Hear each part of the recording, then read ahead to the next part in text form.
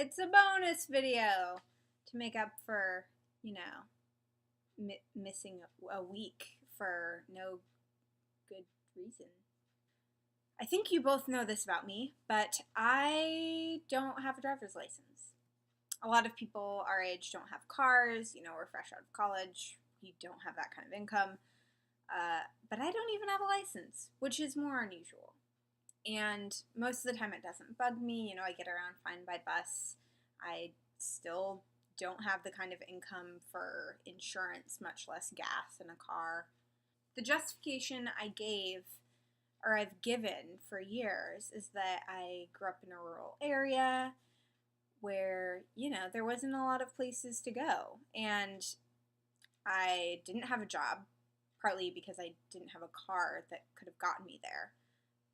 Weird, terrible feedback loop there. But also, even the justification I give is not great.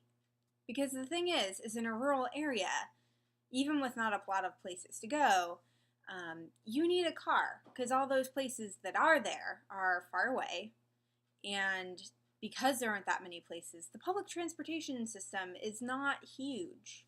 I managed. My mom picked me up, dropped me off. I had friends that I bummed rides from.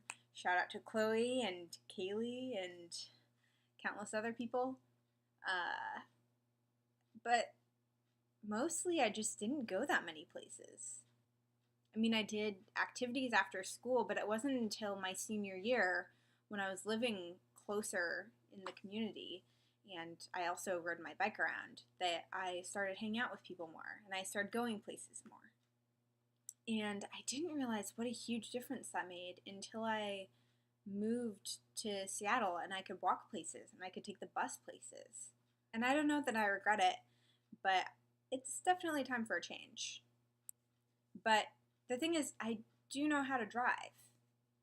Back in the summer before I started college, my adopted, basically, uncle took me out for driving lessons. He and I, so he's a funny guy, and we relate very sarcastically.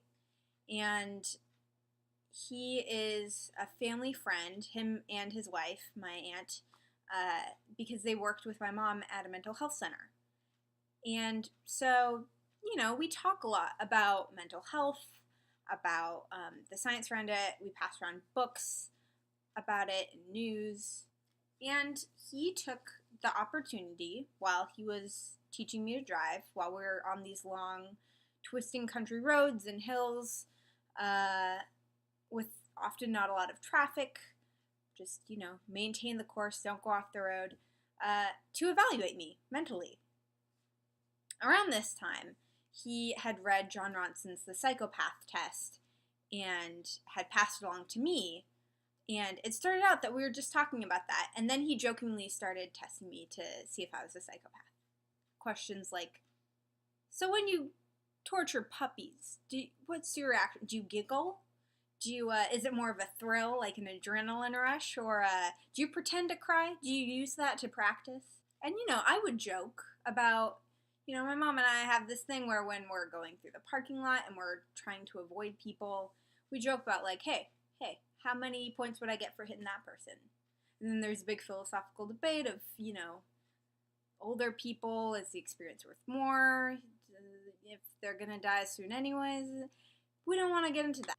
The point is we had these funny, glib, very twisted conversations, and honestly, it was probably kind of dangerous because the kind of thing where you have to think impairs your driving ability. So I got all this experience on country roads and don't know how much of it sunk in with all that other mental activity along the way. I will say there was one incident that my mom doesn't know about where we were driving to a bigger area, busier area, and we were by a Walmart, and there was a big complicated intersection.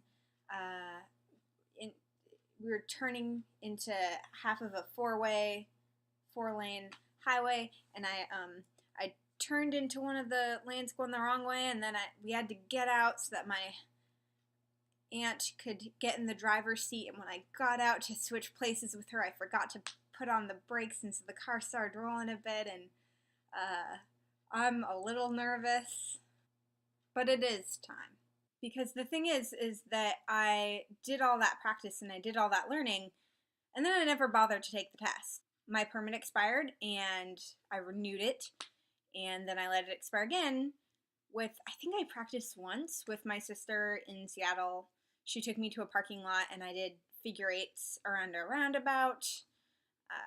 She wanted me to do figure eights in reverse and just really get comfortable doing unusual maneuvers. And I mean, I was fine. Like a lot of people, I'm not great with parallel parking. Anyways, I'm talking about all this because this next week, I'm going to my dad's for my birthday on the peninsula, and I'm going to the DMV, and I'm going to get a learner's permit again. My dad and my stepmom might be moving over to Spokane this fall, and it's really important to me to be able to get over to them. And I can, maybe book a shuttle or a bus, but I really want to know that if there's an emergency, or if I just really want to see them, or if they really want to see me, I can get over there. It's also, the older I get, the less time there is for me to rack up experience, and also the more people are like, really? You don't know how to drive? Anyways, so this week I will be restudying the handbook so I can take the knowledge portion, and then I'll start practicing again, probably with my sister, but wish me luck. And maybe if you come back to the Northwest anytime soon, watch out on the road.